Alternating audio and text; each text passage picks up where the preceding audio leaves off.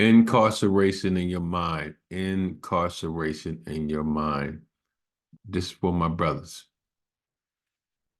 Have you ever felt like you've been in prison? Your mind, the thoughts have been locked up in your mind, certain things. And give an example. For so many years, right? In my mind, I was a prisoner of that. I would never be a productive member of society. I would never be a good father. I would never be a good husband. Have you ever been a prisoner in your mind with all the different thoughts, all the things that Satan has hit us with that were pertaining to things about our lives that were lies? That we believe the lies.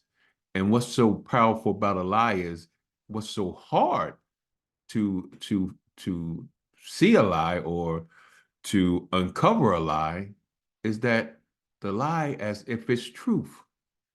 So if I'm believing something is true, it's no way I'm identifying it as a lie. It is so hard to identify the lies that Satan has been telling us. It's so hard to identify the lies that society and the world system has been telling us. It's been telling us about masculinity, that we men need to be masculine. But even that is based on the world system. We understand the role of a man in society.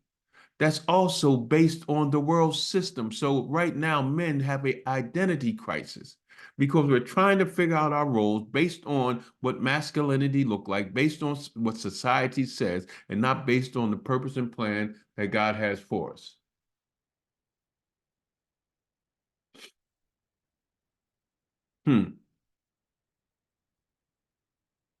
Think about it. Think about being locked up in a prison that a man should do this and a man should do that. A man should be the provider. A man should be the head of a household, right? And that's what we believe. And that's what it should be based on what the word of God says. But here's the thing. Our roles have like somewhat shifted. You meet a female and the reality is most of the female have the stuff that we supposed to be providing. They already have the house. They already have the money. They already have the car. They already have all the things that we're supposed to be providing. They're already coming into the relationship with that. And so you ask yourself, what is my role? But we never look at the fact that we should be dealing with what is the purpose and plan that God has for our life. And within that purpose and plan, we will understand the role that we play here in the kingdom and not in the world system. That we have been created to fill a particular void here on earth. There is something, brothers, that you can do that nobody else can do. And we have to start identifying the lie. We have to start removing the lie and replace it with truth. We have to start, watch this, we have to stop looking, listen. Don't give up. Look up. You can't defeat what you can't define. We have to start defining who we are based on the word of God and what God is saying, not based on what the devil is saying, not based on the lies that we have been hearing all our lives. I have been hearing the same thing every time that I'm working at a job, and I hear the same thing. I'm going for a promotion. Listen, don't take that promotion because you will fail. Don't try to be a better husband because you will fail. Don't try to be a better dad because you will fail. Don't go out for that team because you will never make it. You will get cut. You aren't as good as them other guys are. I've been hearing that for years in my mind. And I have been believing it until I got delivered from those lies because I had to start identifying the lie. One thing about a lie, and the easiest way for you to identify a lie is you understand the lie causes problems in our life. Excuse me. And one of the biggest problems the lie caused in my life was drugs. I had to identify the problem. It caused problems in my life. It caused problems in my relationships. It caused problems in my in my finances. In almost every area of my life that a lie was attached to me that I believed that if it was true, it caused a problem in my life. And what happened is once I started understanding that problem, right, I had to ask myself questions about why, right? Why? Probing questions. When did this all start? When is it going to begin? When does all begin? Why do I believe this particular pattern? And I had to start realizing, right, that there's a behavior pattern for everything that I do. I had to start identifying the pattern. Matter of fact, I had to identify the fact that I sabotage everything in my life. There was a pattern of sabotage. When I was getting ready to move to next level, I would go get high. I would try to stay clean and I would be doing good and I would be the good father and the good dad and the good husband and the good worker. And then when things got too real, I would sabotage it. It was a pattern because the responsibility was overwhelming. And I made decisions based on who I thought. I made decisions based on what you would think about me as a man.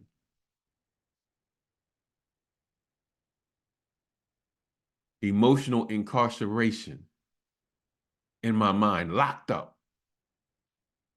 until God gave me the key to the door. Amnesty, not a pardon, not parole, amnesty. Because I had to define. And once I defined what it was, I was able to defeat what it was based on what God said about me. Brothers, it's time to be free.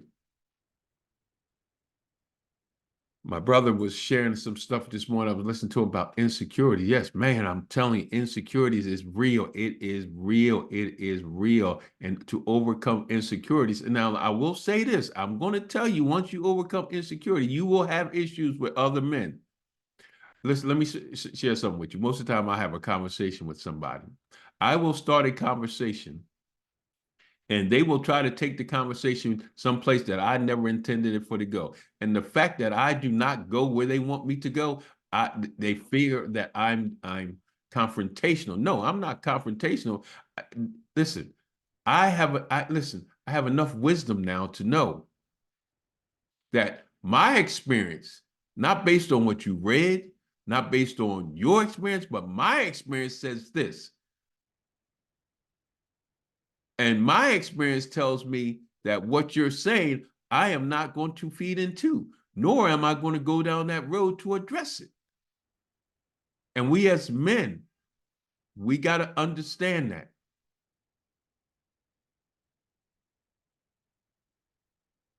And it's okay. It's okay not to go down. It's okay for you not to go down a place somebody's trying to take you. When they might not have the experience that you have. They don't have the understanding that you have. And more importantly, listen, I have in my life an altar from God that this works. So you can't, now, am I open to new things? Yes, I'm open. But if I'm having a conversation, I'm trying to get a point across to you about something about me, and you're trying to take me a place where I ain't trying to go, I ain't going there. So many times I'll people please and I'll go down this road with you knowing that this road is not the one I wanted to go through. And at the end, I would always suffer. No longer, man. We do not have to go down the road somebody else wants us to go. We do not have to be people pleasers.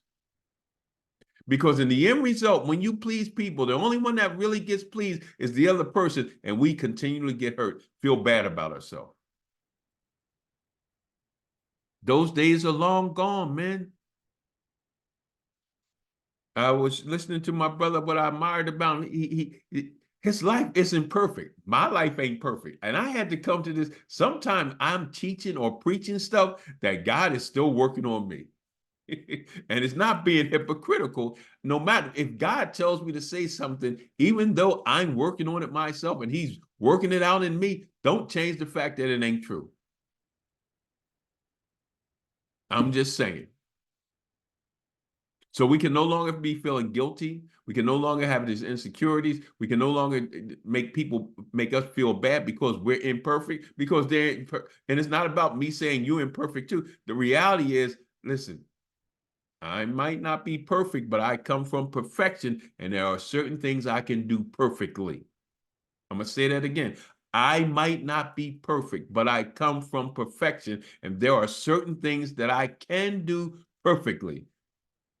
And it's not about being combative, men. I'm at a place where you're not going to take me someplace where I know I don't need to go. You can't convince me of something that I know God has already showed me in my life. It works. Can I improve on stuff? Sure, I can. But if what you're saying, you don't have the experience, you can't validate what you're saying. You read it somewhere in a book or something. I ain't trying to hear it. Prove to me what you're saying works. Don't tell me what you read. Tell me it works. Give me your experience.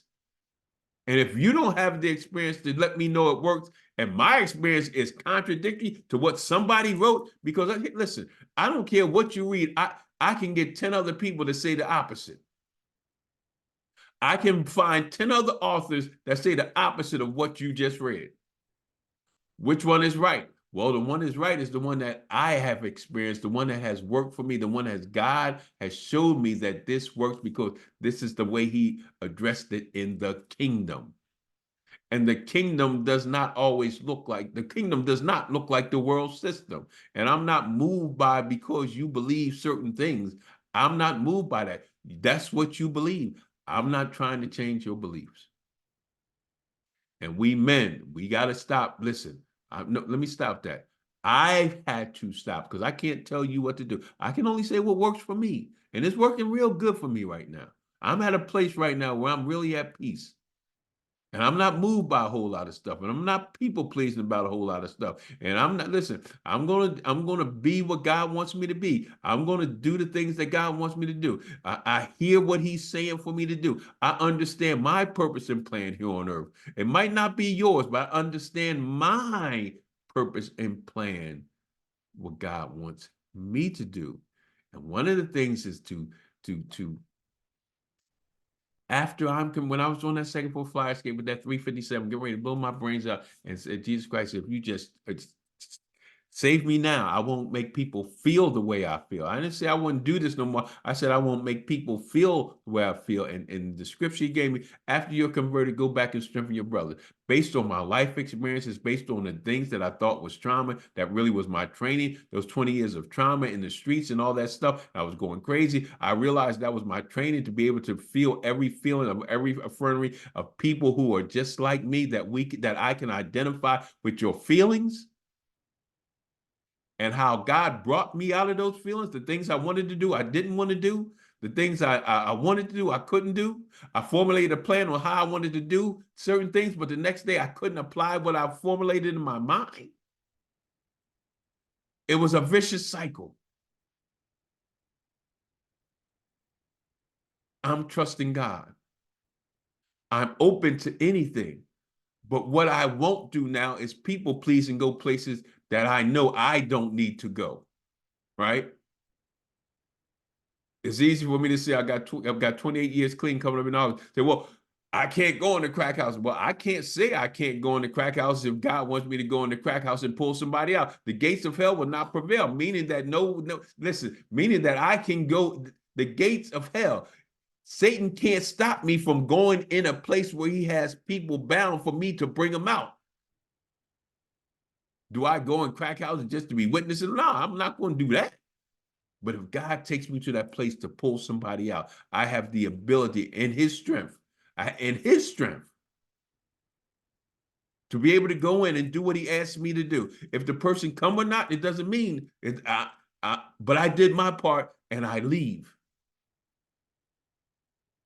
I go where he told me to go and I say what he tells me to say. And one of the things that I do know is that as men, we have to come together, and we have to, this for me, I'm not intimidated of any other man's anointing. And I'm okay. Whatever your purpose and plan is, I'm okay with it because he raised us up together. So I understand if I don't push you into your stuff, I won't get raised into my stuff. Hey, this your guy Ray coming to you live all the way from here. We're here right here. And I want to thank you guys once again. Continue to follow me. Go to Ray's Corner Live on YouTube. Subscribe, hit the notification button. Go to Exodus Life Change on YouTube. Subscribe, hit the notification button.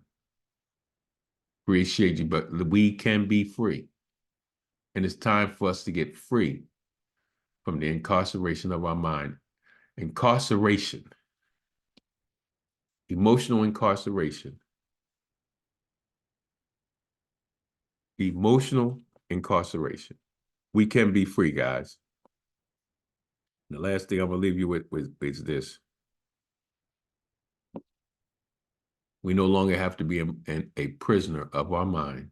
We no longer have to listen to the lies that Satan has been speaking in our life. We need to remove the lie and replace it with truth. Don't give up, look up.